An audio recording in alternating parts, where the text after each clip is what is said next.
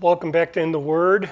According to my reading plan, we are in John chapter 8, starting in verse 31 through the end of chapter 9. My apologies for some background noise you're liable to hear. We're staying at a condo in Park City, Utah, and there's some construction going on outside. I said construction, I think it's window cleaners and their equipment.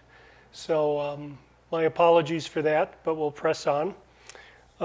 We are in a section of John that is about the controversies or the opposition that accumulated around Jesus, ultimately ending in his crucifixion. Jesus was a very, very controversial figure in Israel during his earthly ministry. And we get a glimpse of that here in John in these chapters. In chapter 8, again, beginning in verse 31 through the end of chapter 9, John gives us pictures of this opposition. And the opposition builds around and centers in the Pharisees. So we'll take a look at the Pharisees a little bit close here. They're a disturbing group for a number of reasons. So beginning in chapter 8, verse 31, we see Jesus is in the middle of a controversy here. We're picking him up. He had earlier forgiven a woman that was caught in the act of adultery. They were trying to test Jesus, trying to trap him in his words, trying to catch him denying the Mosaic law, because keeping the Mosaic law was critical, very critical for reasons I'll discuss in a moment. Interesting, when Jesus is confronting the accusers of this woman caught in adultery, kind of squats down and begins writing on the earth. And lots of speculation about what he was doing, because John doesn't give us any explanation. One thing I'd point out, in way of explanation of that, is in Jeremiah 17, verse 13. And this is a prophetic passage. And let me just read verses 12 and 13. A glorious throne set on high from the beginning is the place of our sanctuary. Jesus is in the temple when this is going on. A glorious throne. O Lord, the hope of Israel, all who forsake you shall be put to shame. Those who turn away from you shall be written in the earth. For they have forsaken the Lord, the fountain of living water. Kind of wonder if Jesus wasn't writing their names in the dirt in accordance with this prophetic passage. And they, seeing that, received that conviction and went away.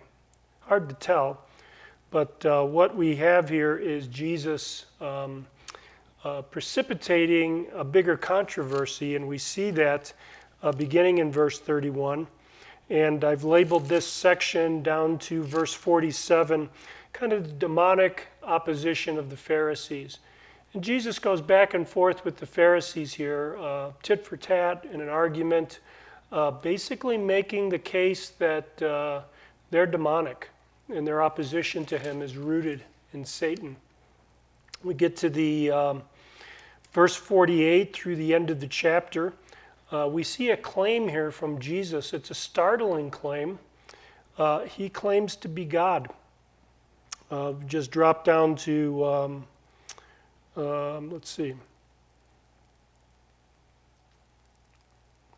drop down to verse 55, and he says, let's back up a little bit. Let's go to verse 51. Jesus says, "Truly, truly, I say to you, if anyone keeps my word, he will never see death." The Jews said to him, "Now we know you have a demon." So they're accusing Jesus of being demonically possessed. "Abraham died, as does the prophets, yet you say, if anyone keeps my word, he will never taste death." They said, "Are you greater than our father Abraham?" If they only knew. And the prophets? Jesus answered, "If I glorify myself, my glory is nothing. But if the Father glorifies me, of whom you say he is our God, but you have not known him, I know him. If I were to say to you that I do not know him, I would be a liar like you. But I do know him, and I keep his word. Your father Abraham rejoiced that he would see my day. He saw it and was glad. So Jesus is saying here that prophetically or in a vision, Abraham anticipated the coming of the Messiah. I don't know if he meant specifically Jesus, possibly, but certainly Abraham was looking forward, according to Genesis 15:16, to the one who would fulfill God's promise. The Jews said to him, "You're not yet 50 years old, and you have seen Abraham?" Jesus said to them, "Truly, truly, I say to you, before Abraham was born, I am." Jesus is claiming here pre-existence. Jesus is claiming to be God, and they know that. There's no doubt, because you can see it in the reaction. They picked up stones to throw at him, which is the penalty for blasphemy. And Jesus leaves. His time had not yet come. When we come to chapter 9, we see that the Pharisees are rejecting categorically the works of Jesus. We see that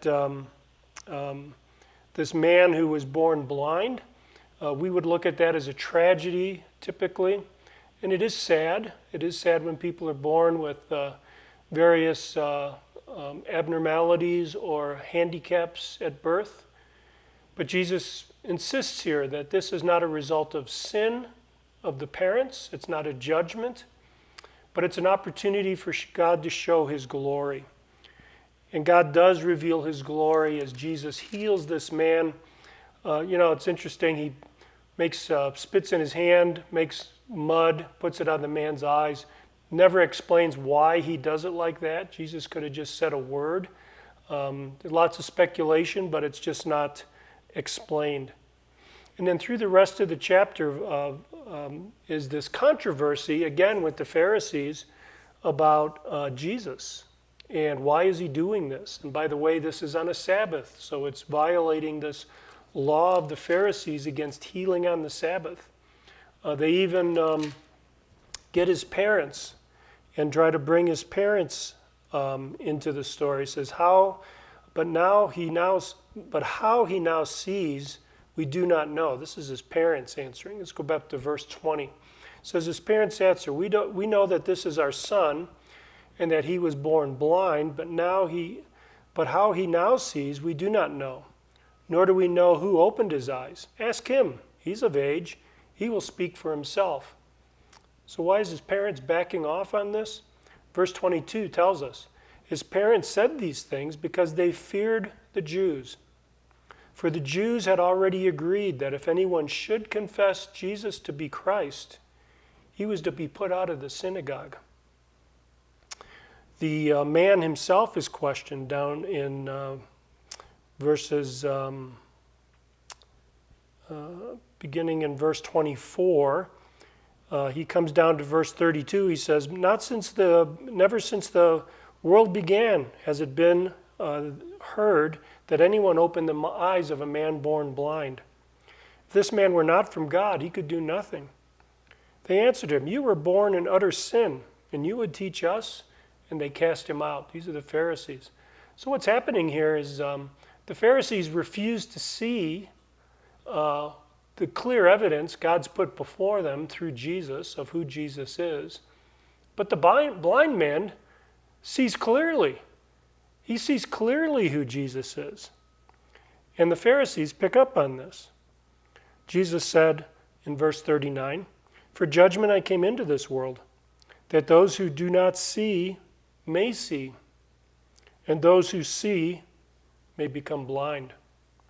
Some of the Pharisees near him heard these things and said to him, are we also blind? Jesus said to them, if you were blind, you would have no guilt. But now that you say we see, your guilt remains. So they knew enough to be condemned. They knew enough to deny what they saw clearly. So I just want to, as you read this today, pay attention to the Pharisees, not only to the disruption that Jesus brings, but pay attention to the Pharisees as well. Very disturbing group here. They are not official religious people, so they're not priests in the sense, they're not Levites. They're actually, as a class, they were business owners. They were people who had leisure time, had enough money set aside that they had leisure time to spend in the things of God, and they were a political party in the sense that they wanted to bring in God's kingdom.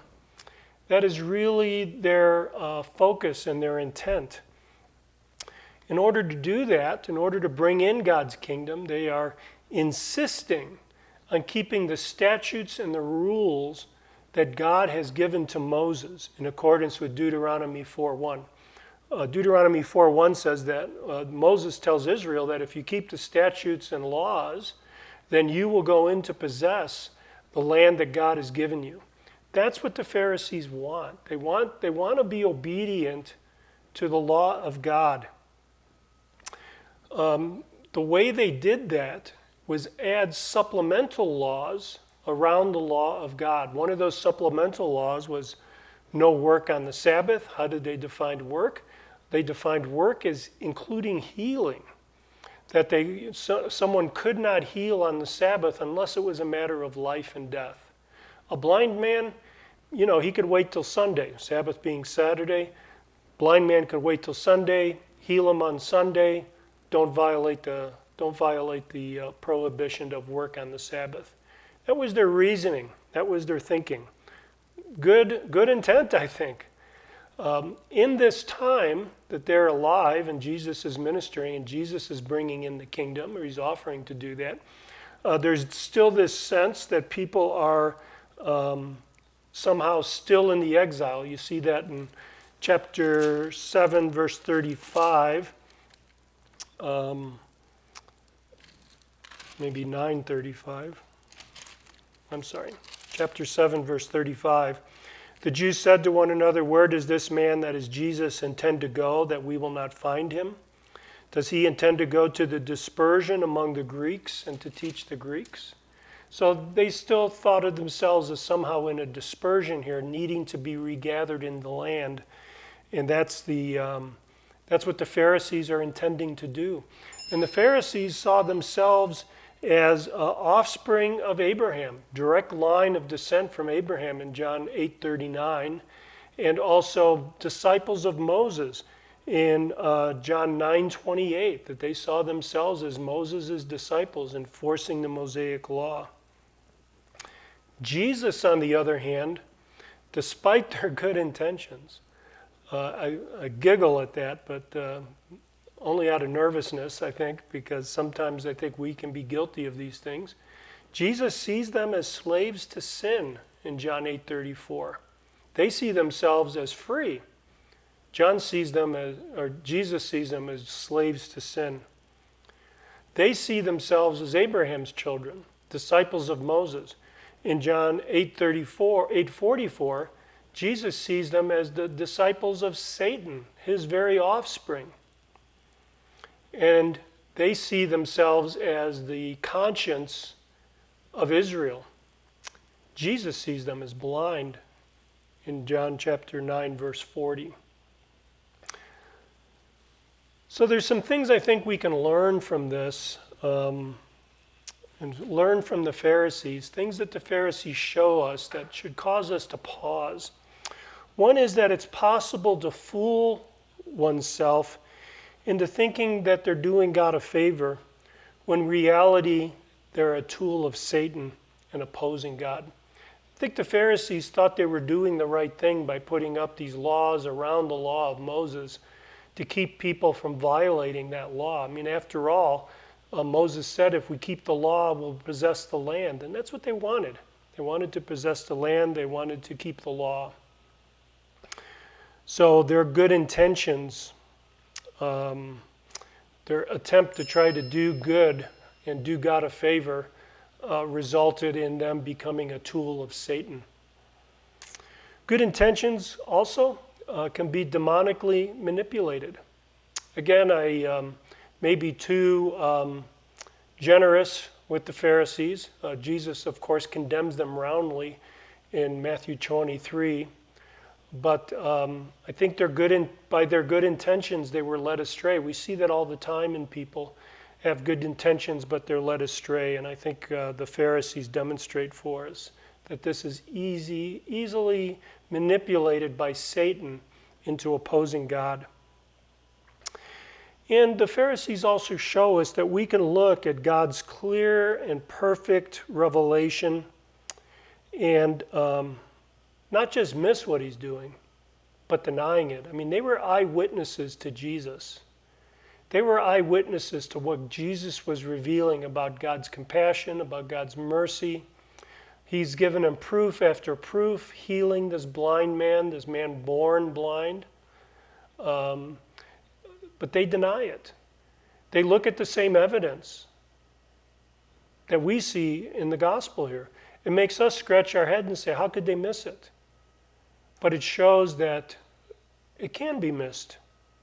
The Pharisees show us that we can look at God's clear and perfect revelation and not just miss it, but in fact deny it.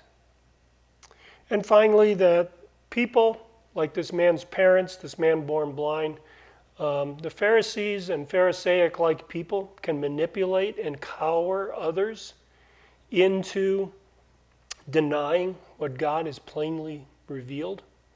See this all the time in churches with poor leadership or cults, that people are able to manipulate others into denying what God has said, in opposing it.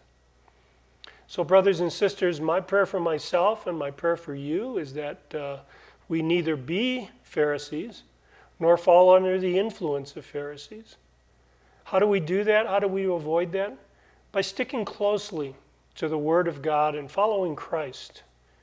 Brothers and sisters, may each of us grow in our knowledge and our understanding and our ability to apply God's Word to our lives and teach others to do the same.